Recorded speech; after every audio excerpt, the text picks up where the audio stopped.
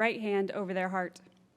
We request cellular phones and other electronic devices be turned off or be placed in airplane mode at this time. The ceremony will begin shortly. Thank you.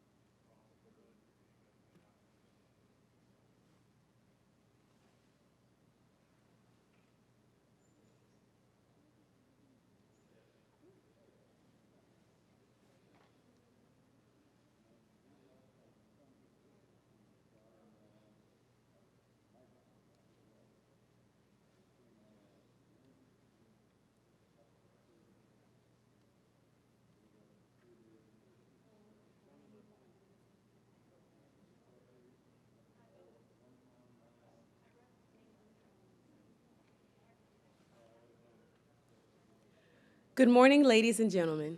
I am Captain Jasmine Morales from Officer Training School. Today marks another significant milestone in the development of our United States Space Force as we officially commission and enlist our newest members into the Space Force. We are pleased to welcome Mrs. Terry Hecker, spouse of Lieutenant General Hecker.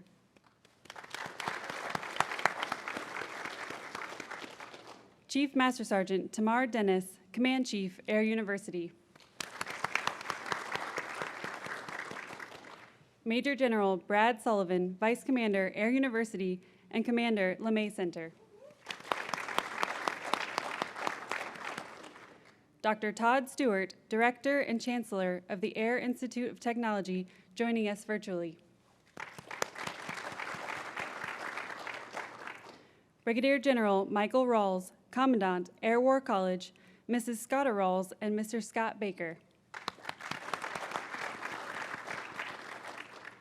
Brigadier General Leslie Mayer, Commander, Jean M. Holmes Center for Officer Accessions and Citizen Development. All other Air University commanders and commandants. Members transferring to the United States Space Force and family and friends in attendance today, both locally and virtually. The hosts for today's ceremony are the Chief of Space Operations, General John W. J. Raymond, and the Commander and President of Air University, Lieutenant General James B. Hecker. Ladies and gentlemen, please rise for the arrival of the official party and remain standing for the playing of the national anthem and the invocation.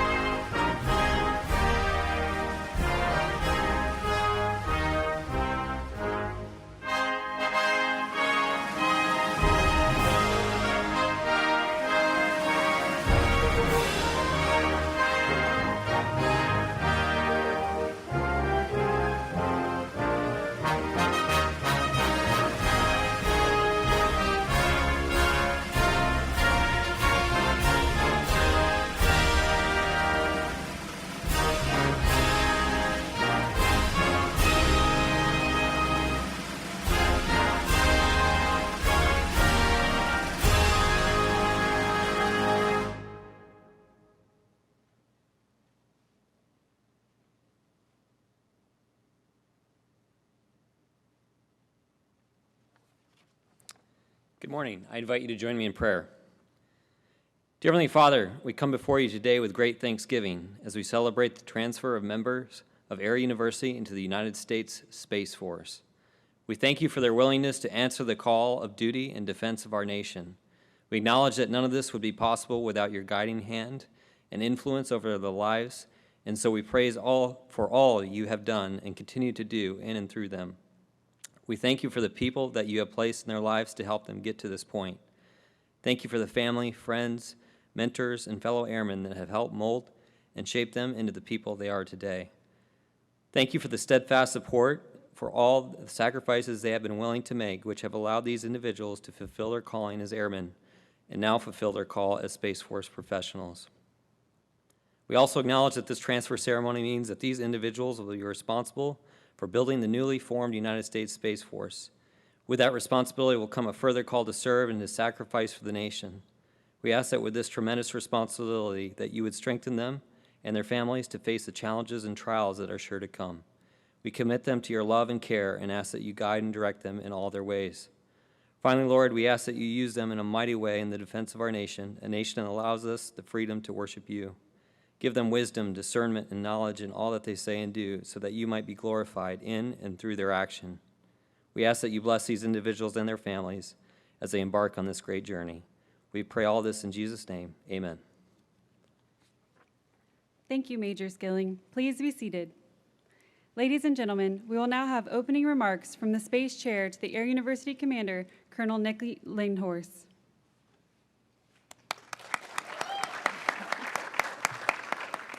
Good morning, ladies and gentlemen. Today is for sure an exciting day for our Air University team and for the United States Space Force, and for each of you that are transferring today. This is the first of many over the coming months and years, I am sure. But first, let me welcome each of our distinguished visitors and all of you that are joining us here in person, those who are streaming in from our geographically separated units at the Air Force Institute of Technology and at our ROTC detachments around the world. And a special welcome to all of our colleagues, friends, and family who are joining us in the virtual world. We are blessed to have all of you here to celebrate with us. In just a moment, we're going to hear from General Hecker, the commander and president of Air University. He's going to share his perspective on the historic events unfolding before us. General Hecker is an unwavering advocate of our United States Space Force, and I have seen firsthand his dedication to ensuring the success of our newest service. Thank you, General Hecker, for agreeing to be our keynote speaker today, this morning with us. For the past 2 weeks, the United States Space Force has begun to receive its newest influx of officers and enlisted personnel and space professionals, committed to transferring into our newest armed service. And this morning, I'm excited to be a part of this event where our Air University Company-grade officers all around the nation will be taking the oath of office and joining the ranks as well. I can speak for all of us who will be transferring to the Space Force that we are humbled at the opportunity before us, strong in our belief that the work ahead is worth our commitment. And we are steadfast in our understanding that while our journey is sure to be difficult, it is a crucial one and will be critical to the defense of our nation and its security. It has only been a short 9 months since the stand-up of the Space Force on December 20th, 2019, and it has been a whirlwind of activity as we have begun to design organizations from the ground up. We are standing up field commands and subordinate units in short order. We published the first ever space power doctrine for our forces, and we are taking a clean sheet approach to creating an agile, innovative, and bold service.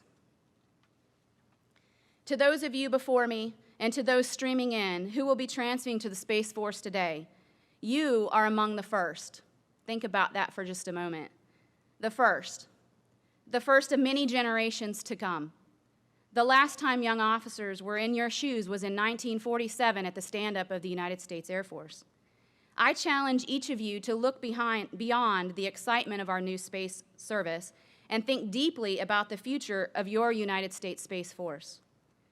Each of you is in a position to design the force that our nation needs to meet our adversaries on the field of competition today and on the battlefield of the future tomorrow.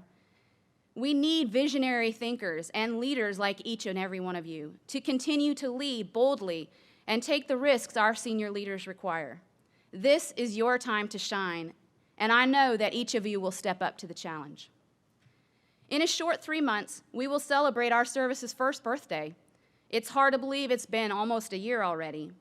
We have accomplished so much, and there is still a ton more to do. But for now, thanks to all of you for coming along on this journey with us and joining us here today to celebrate the newest members of the United States Space Force. Semper Supra.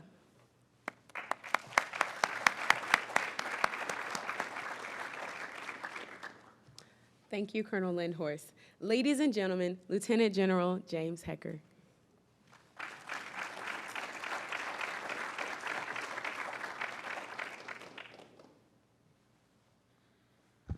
Well, good morning, everyone.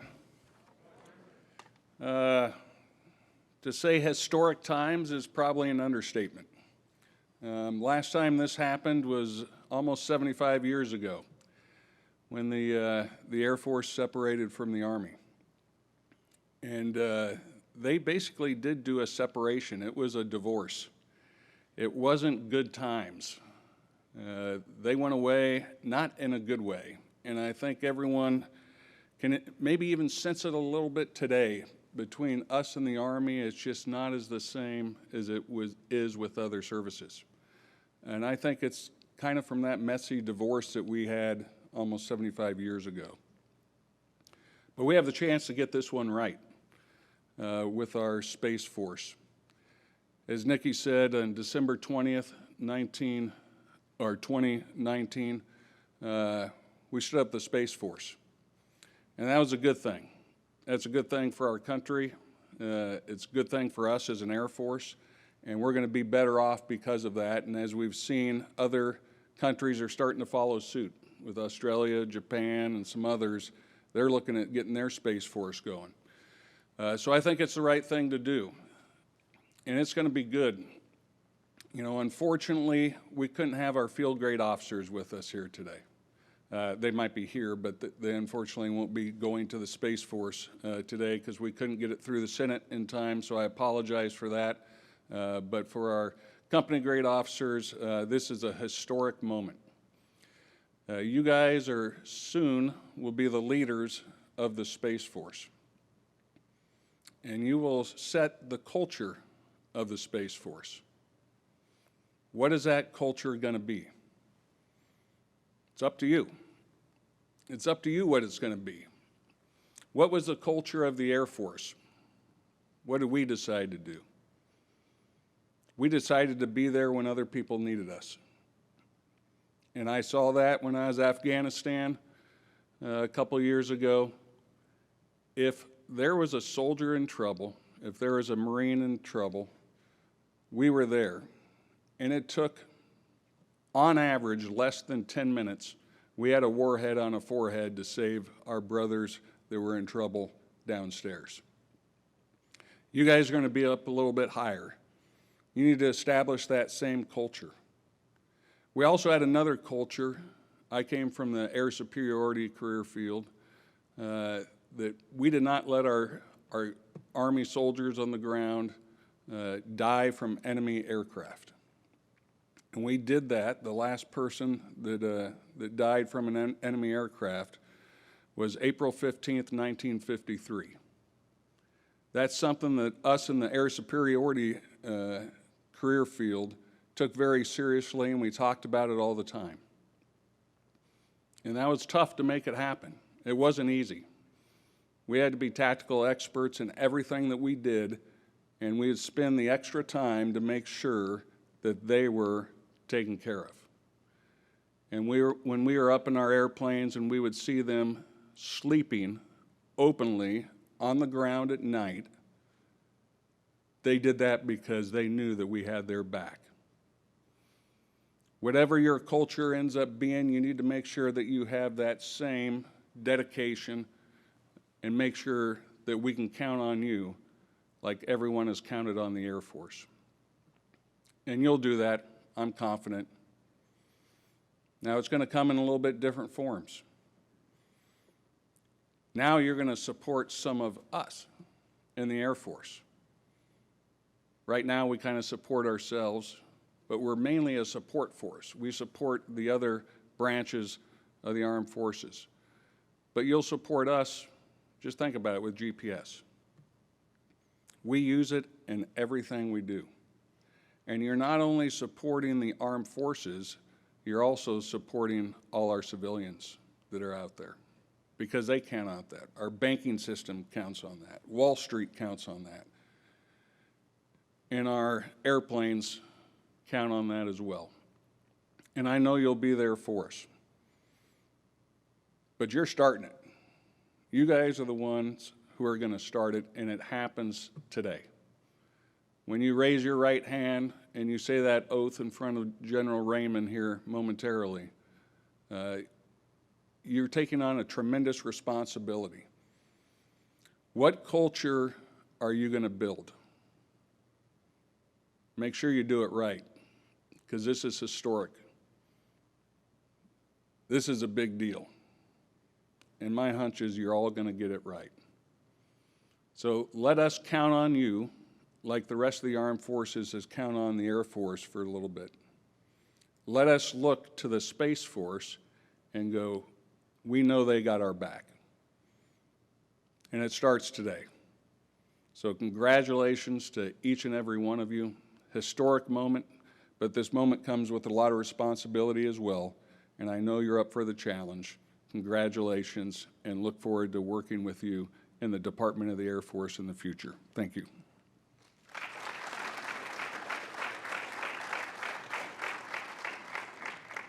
Thank you, Lieutenant General Hecker. Ladies and gentlemen, we will now join General Raymond at the Air Force Association's Airspace and Cyber Conference for remarks and the swearing-in of our newest United States Space Force members. For the swearing-in, transferees, please stand, come to attention, and raise your right hand. For all other military members and guests, please remain seated.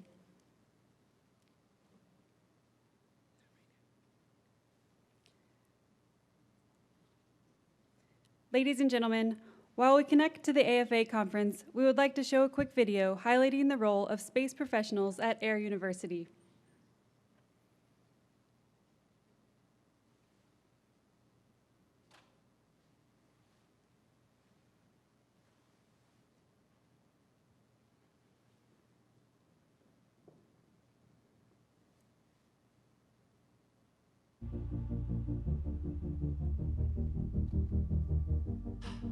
In the past, we operated in a benign environment where our potential adversaries didn't contest what we were doing up there, but that's not the case today. And that's why it's so important that we're doing what we're doing now here at Air University to develop our students to think differently about how we operate in the space domain in every career field and in every service. needs to shift to a mindset of my mission may not be here because the domain is just different than it was in years past. How do we continue to fight in a benign domain? How do we get our students to understand that this is not just you're going to go flip on the switch and it's going to be there. You can expect that when we hit a point of conflict, that at a minimum, your capabilities that you rely on from the space domain are going to be degraded at best. And you've got to figure out how to fight through that. And if you don't understand the challenges that you're going to face with a degraded space environment, you're not going to be able to figure out how to fight through that as effectively. And I think it's a great opportunity for us to look for those civilian institutions that are deeply involved in space education and the development of this in their own right of the space domain. A lot of folks only think about how do we operate in, from, and through space as it relates to our national security from a Department of Defense perspective, right? But it's much bigger than that. It's really threefold. It's about industry and it's about the civil side of the space community. NASA, for the first time in a little over 8 years, launched the first U.S. astronauts on a U.S. rocket. First time ever we used a commercially procured rocket to launch astronauts to the space station. But they don't do it alone. They partner with our military team out at Patrick Air Force Base. It takes an entire industry or the entire population to make this work. And we rely on those commercial companies to spur us along and make us better and to increase our capability. And that requires an industrial base that starts in the education community, right? So I think that's the tie. Where can we plug in to build those partnerships with education where we can bring folks in and share ideas and share challenges and solve those problems together. Here at Air University, we are key to the beginning of the education of a space professional's career.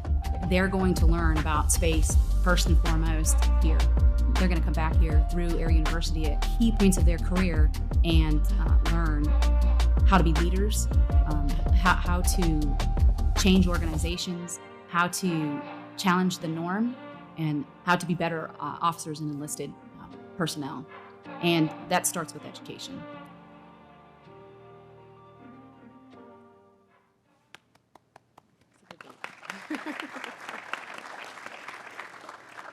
Ladies and gentlemen, we have about a 10-minute break while we wait for General Raymond to prepare for his speeches at AFA. So use this time to enjoy your wonderful Space Force cookie, take a restroom break, or just meet your neighbor beside you. Thank you.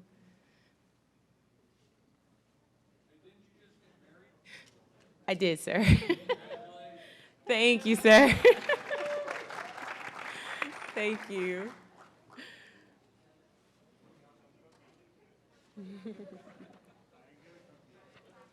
I have a cookie for you, General Sullivan.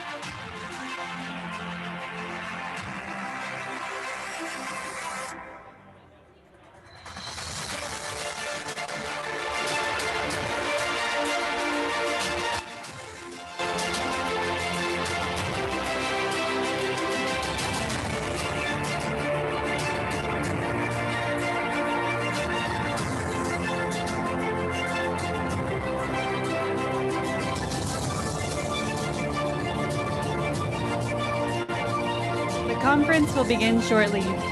As a reminder, for the swearing in, transferees, please stand, come to attention, and raise your right hand. For all other military members and guests, please remain seated.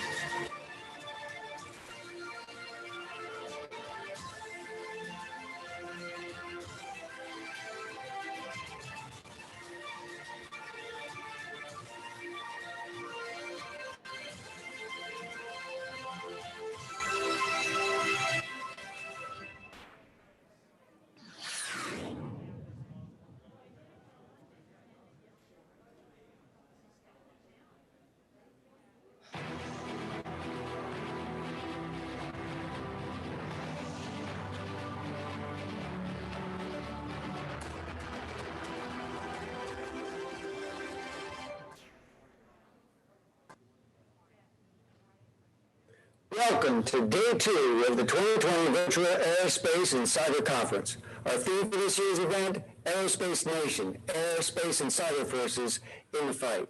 I'm Tobias Nagley, Editor-in-Chief of AFA's Air Force Magazine. And I'm Amy McCullough, News Editor at Air Force Magazine. We're co-hosting AFA's Virtual Aerospace and Cyber Conference. Yesterday, we heard from President Donald Trump, Secretary of the Air Force Barbara Barrett, and Chief of Staff of the Air Force General C.Q. Brown. If you missed those sessions or any of the panel discussions from yesterday, you can still watch them in the on-demand section of the conference website. We have another exciting day ahead. Later this morning, we'll be hearing from Chief of Space Operations General Jay Raymond, Senior Enlisted Advisor of the United States Space Force Chief Master Sergeant Roger Tuberman, and Assistant Secretary of the Air Force for Acquisition, Technology, and Logistics, Dr. Ray Roper. A select few on-demand sessions are already available, with more being released when this morning's live stream sessions end. Before we hear from General Raymond, let's meet Outstanding Airman of the Year, Master Sergeant Douglas Brock. Hi, I'm Master Sergeant Douglas Brock, and I'm assigned to the 124th Air Support Operations Squadron out of Gowan Field, Boise, Idaho. I'm a Special Warfare Tactical Air Control Party Joint Terminal Attack Controller. My responsibilities as a TACP JTAC are to advise ground force commanders on the employment of fixed-wing and rotary-wing air assets for the battle space. I'm proud to be in the United States Air Force because I've been given opportunities and experience that I would have never otherwise gotten if I had not joined the service. I've met people and been places that are unique to anybody, and I'm grateful for the opportunities that I've been given with my 17 and a half years in service.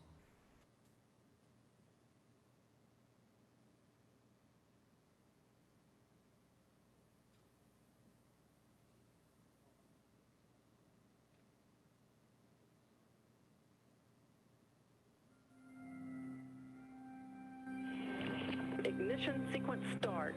5, 4, 3, 2, 1.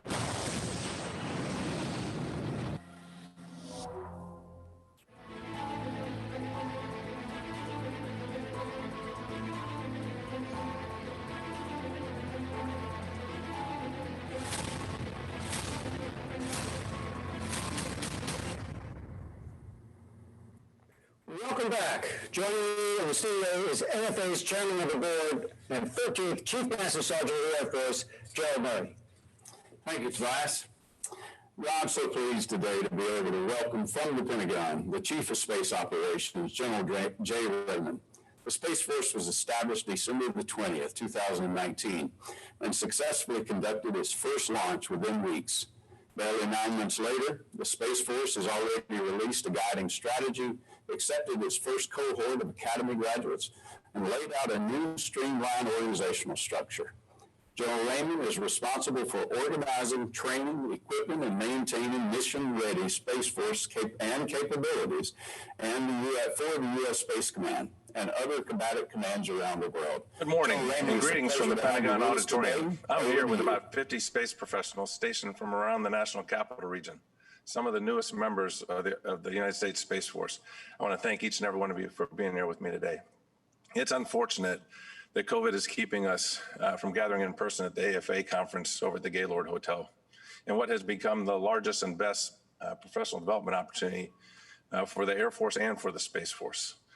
But I truly appreciate the work of AFA's leadership under the leadership of Chief Gerald Murray and of Orville Wright, and the work of the Air Force and Space Force teams to reinvent this conference into a virtual opportunity.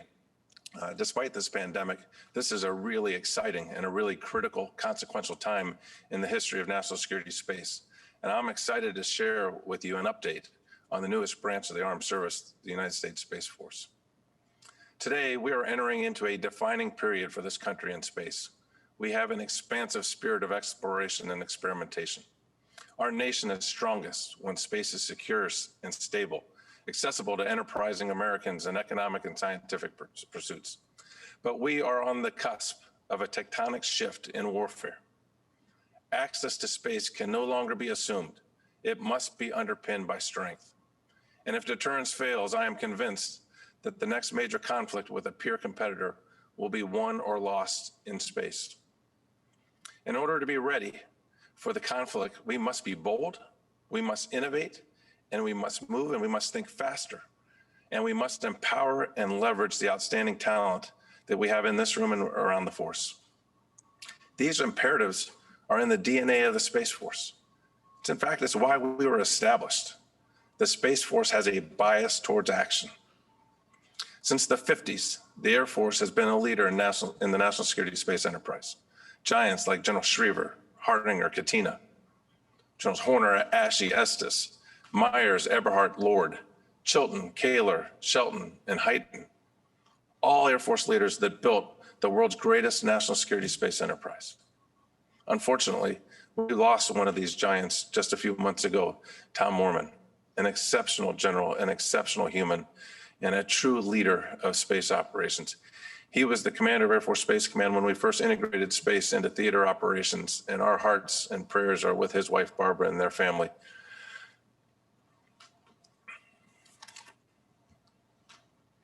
The first, and he was the commander back, in the first space war, which was deemed, Desert Storm was deemed the first space war. We are the world's greatest space force, and that shouldn't be lost on anyone. But our adversaries are moving deliberately and quickly in order to reduce our advantage. We are extremely lucky to have Secretary Barbara Barrett as our Secretary of the Air Force to help lead us to meet these new challenges.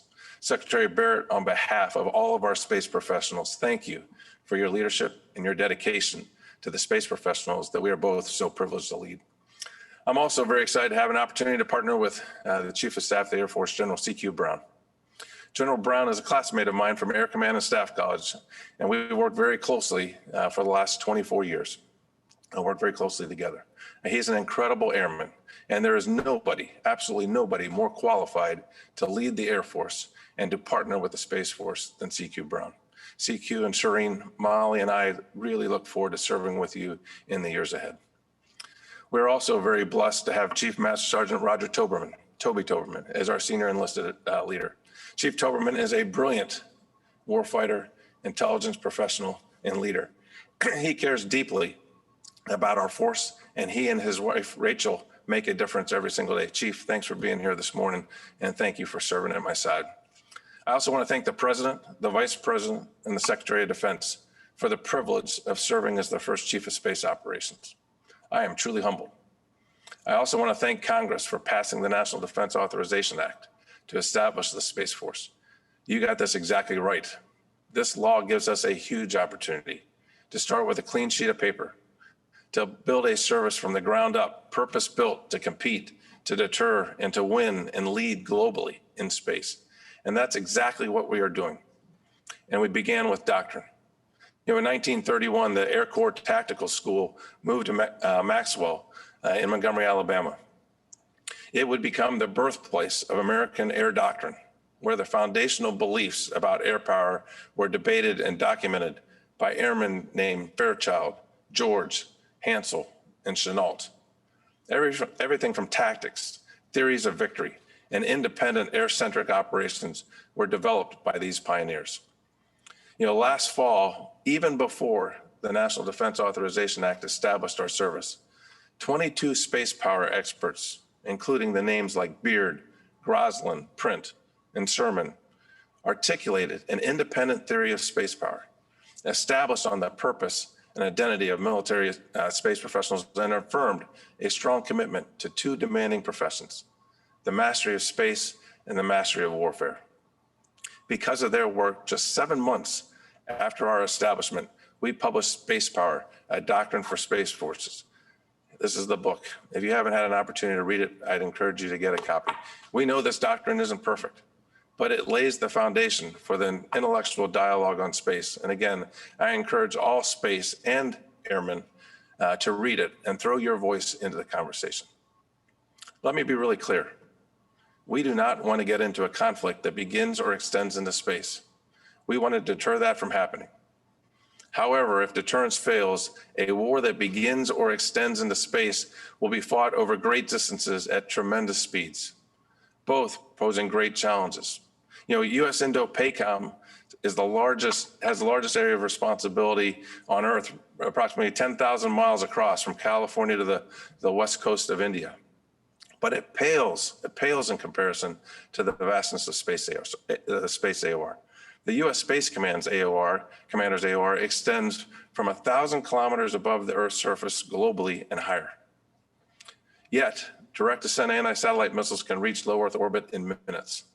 Electronic attacks and directed energy weapons move at the speed of light.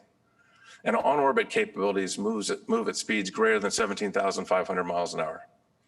To plan for warfare at that speed and those distances, we must be lean, we must be agile, and we must be fast. Since establishment, we've been in the business of slashing bureaucracy, delegating authority, and enhancing accountability at every crossroads. My opinion, big organizations are slow, and we must move at speed to outpace the threats that we face. We just completed the largest reorganization in the history of our space enterprise. We removed 2 echelons of command, a numbered Air Force command and an 06 level command.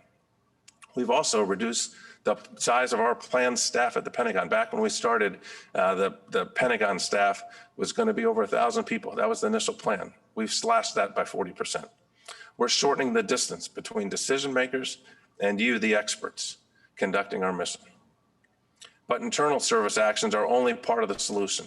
We have a unique opportunity to be a disruptive innovator and an incubator for change across the entire Department of Defense. In the lead up to the establishment of the Space Force, Congress highlighted 65 different organizations that had a hand in space acquisition, with close to 30 organizations having a role in force design. So now we're going to go after that bureaucracy. Space Force is a mandate for change. We must bring unity of effort across the department. We must reduce duplication of effort. We must slash costs, all while increasing our speed. If we get this right, we will be the envy of the other services because we are not tied to business of the past. This is not to say that we don't have the preeminent space capabilities in our country today, in the world today. On January 7th, Iran fired more than a dozen missiles at Al-Assad Air Base. Space professionals assigned to the 2nd Space Warning Squadron up at Buckley in Colorado were standing the watch, operating the exquisite space-based infrared system. The 2nd Space Warning Squadron team detected the launch, ensured vulnerable forces took shelter. Captain Tasia Reed and Lieutenant Christiana Castaneda personally planned the mission, ensuring optimal sensor coverage. This optimization resulted in vital early warning getting to the theater of operations and preserving the lives of U.S. personnel and their partners. They operated the world's best missile warning capabilities, and they did outstanding work, and I'm very, very proud of them. However, the capabilities they operated were designed and built for an uncontested domain. We need to build for the future. In doing so, we must, first, protect what we have on orbit today. Our national security demands nothing less. Next, we must bridge to a new force design, a warfighting architecture able to meet the threat while reducing first mover advantage. And third, we must have the ability to punch back. The Unified Command Plan is clear. The U.S. Space Command Commander must have the independent options through and from space to ensure freedom of action in all domains. And finally, we must identify new missions that should be conducted from space. Tactical level ISR is the perfect example. Therefore, I will accept moderate risk in order to innovate and to experiment. To ensure our long-term competitive advantage and to move towards a new business model, and Congress agrees. And as required in the law, we are proposing a new acquisition system for space. We've already begun implementing that. We've already delegated the head of contracting authority down from the Pentagon staff to the acquisition experts in the field. We know from experience, this kind of delegation speeds up acquisition decisions and makes us better partners for industry. This is just the first of a number of changes coming so that we can design and build and field capabilities at tactically relevant timelines. The X-37B is the perfect example of tactical relevance. This team recently won the 2019 Collier Trophy for the greatest achievement in aeronautics or astronautics in America. Our future also took a ride on the latest launch of the X-37B Falconsat 8, the Ocho. Great young minds of the Air Force Academy class of 2019 and 2020 built this satellite. Some of them are lieutenants in the United States Space Force today. Even with the best capabilities and the best minds, we can't do this alone. We must integrate because we are clearly stronger together. The Space Force is working very hard to develop robust partnerships with the intelligence community, our sister services, and our total force and our allies. Today, our partnership with the intelligence community has never been better. We have a shared protect and defend strategy, a combined concept of operations. We operate together, we train together, we exercise together, and we develop capabilities together. And as good as that relationship is, it must evolve. With new technology, the Space Force can develop and operate tactical level ISR systems critical to our success on the battlefield at the speed of need. We must also forge stronger partnerships with our sister services. Today, it's no surprise that we are closely integrated with the United States Air Force. We now have to foster that same level of integration and trust across the entire joint force. We also get incredible capacity and capability from our total force team. In fact, we cannot execute our space missions today without the Air National Guard and the Reserve. They deliver wartime surge capacity, operational depth, and seamless day-to-day support to our missions. Historically, we've not had the same partnerships with our allies in space that we've had in other domains. This has to change, and I'm pleased to report that it is. We are transitioning these partnerships largely from a one-way data sharing relationship to developing operational capabilities together. On the capability and development front, the Space Force has established a Chief Partnership Office at the Space and Missile Systems Center under the leadership of Mrs. Deanna Riles. Deanna and her team are leading the way in expanding our space partnerships with Australia, Canada, Japan, New Zealand, United Kingdom, France, and Germany. As a further example, we've partnered with Norway to host 2 of our payloads. This is going to save us $900 million and get capability onto orbit 3 years sooner than if we did it on our own. I just got back from Japan. We're partnering with them as well. We're going to place a space situational awareness payload on their QGSS satellite. QGS satellite is a GPS augmentation satellite. These efforts improve our capabilities and they strengthen our partnerships between our great nations. In addition to our need to partner, we also need to innovate and outpace our adversaries. To do so, we need to build the Space Force as a digital service from the ground up. As we build this digital service, we are focusing on 3 components: a digital workforce, a digital headquarters, and digital engineering. Let me highlight a few of our early wins. To start, we are bringing 50 software coders into the Space Force by the end of this year, and we expect that number to grow and have organic expertise inside of the United States Space Force.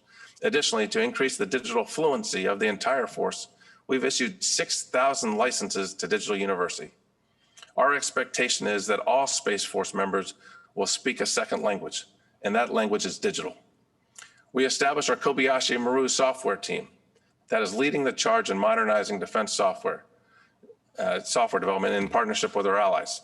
The work we are doing to build a unified data library will also serve as the foundation for joint all-domain command and control. And finally, we are adopting digital engineering as our service standard. Let me tell you about two space professionals who are making this vision a reality. First Lieutenant Tori Smith and First Lieutenant Jackie Cromer are digital experts.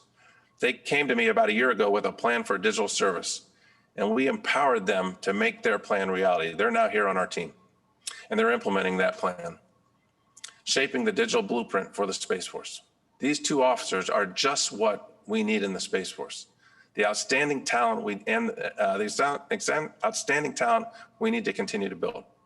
The Space Force is focused on recruiting and retaining #1 recruits. We plan on being very, very selective. We're going to interview everybody that comes into the Space Force. We're building a 21st century human capital management plan to ensure we get the best talent our nation has to offer. Our leaders and teams will embrace diversity and inclusion. It is a key element of readiness and lethality.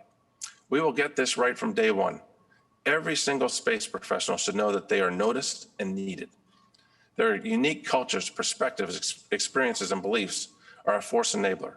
They underwrite our ability to be agile and innovative, to compete and to win. Additionally, we must ensure we take care of our world-class families. We recruit space professionals, but we retain spouses, sons, and daughters. Building a world-class team also requires us to overhaul how we train and develop our warfighters. At the 533rd and the 319th Training Squadrons, we have completely transformed our education and training from undergraduate to advanced follow-on courses, all to ensure our operators have the knowledge and skills to compete. We've increased the rigor of these courses, increased the access to classified materials. We've also developed new follow-on training courses in orbital warfare, electronic warfare, and space battle management. We didn't have those courses before. And roughly 120 students have already graduated, and more students are in the pipeline. One of the professionals I'd like to introduce you to is Master Sergeant Rob Yarnes, who works in the Current Operations Division at Joint Task Force Space Defense out of Shreveport Air Force Base. He is a master of space and a joint warfighter. He understands how to get the most combat capability out of our current systems. He brought this experience from Joint Task Force Space Defense to help co-author the capstone doctrine that I mentioned earlier. And he built the courseware for an advanced instructor course for enlisted space professionals that's the precursor to a weapons school for enlisted operators in the United States Space Force. Thank you, Master Sergeant Yarnes. This year, we celebrate 75 years since the end of World War II. At the War Memorial in Washington, D.C., on the floor of the North and South pavilions, there is a large rendering of the Victory Medal surrounded by the words, "Victory on land, victory at sea, and victory in the air." I am not confident that we can achieve victory or even compete in a modern conflict without space power. And I am not willing to lose in order to learn. Today, the Space Force is answering that call to compete, forging a warfighting service that is always above. I'm really proud to lead you into the future, and I can't thank you enough for your service. Now we get to do something really cool. We're going to transition to a mass swearing-in ceremony. And I would like to invite the Secretary of the Air Force, Secretary Barbara Baird, and Chief Master Sergeant Toberman to join me on stage.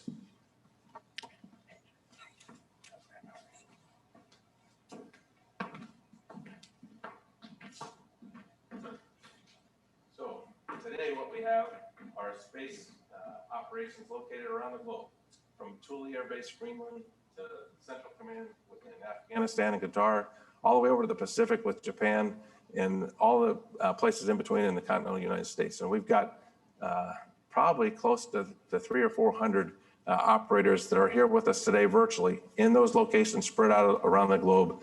And we're going to take the oath to officially bring those airmen into the United States Space Force. And so if the folks that are on the screen can see me, if you will please rise.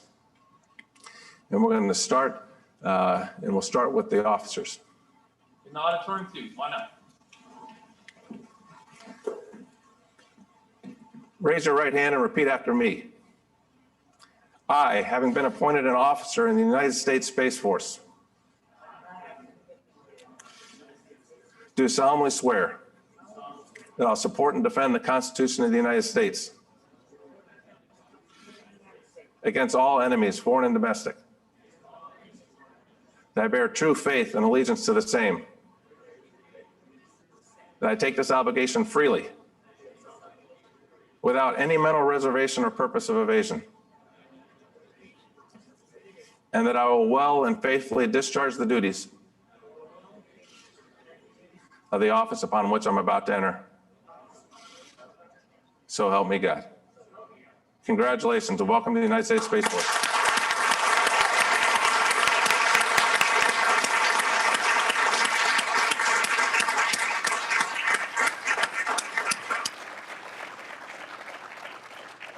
Okay, I would now like to enlist the new enlisted members into the United States Space Force. So if you'll please stand, raise your right hand and repeat after me.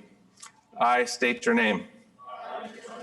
Do solemnly swear that I will support and defend the Constitution of the United States against all enemies, foreign and domestic, that I bear true faith and allegiance to the same, that I obey the orders of the President of the United States and the orders of the officers appointed over me, according to regulation and the Uniform Code of Military Justice. So help me God. Congratulations. Again, welcome to the United States Space Force.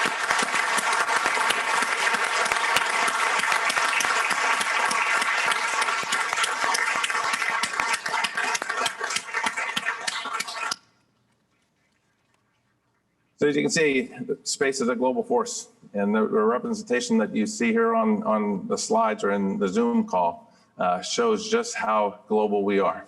And you think about it, we have folks in north of the Arctic Circle, all the way over to the Pacific, into the CENTCOM AOR, all around the United States, all performing our critical space mission 24/7 for the benefit of our nation, our partners, and for our joint and coalition warfighters. I couldn't be more proud to be on this team, and I really appreciate all that you do each and every day for our service. Madam Secretary, thank you for being here with us to mark this special occasion, and Chief, thank you for being on our team. We're really, really proud and excited to serve with each and every one of you. And with that, we'll sign off on this end. Thank you very much.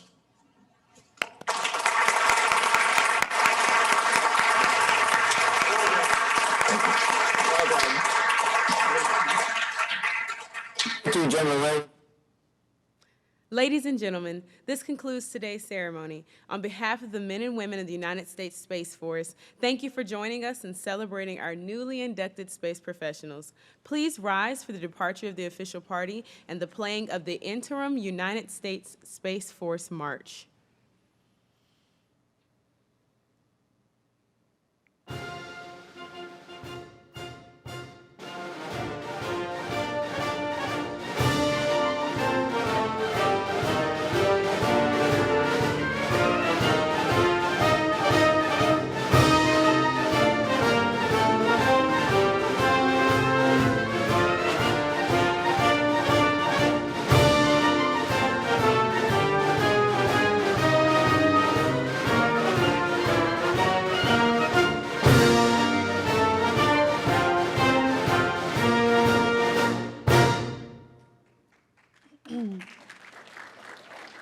New Space Force officers, please feel free to come on stage for pictures. General Hecker and Colonel Lindhorst will stick around for pictures with you all.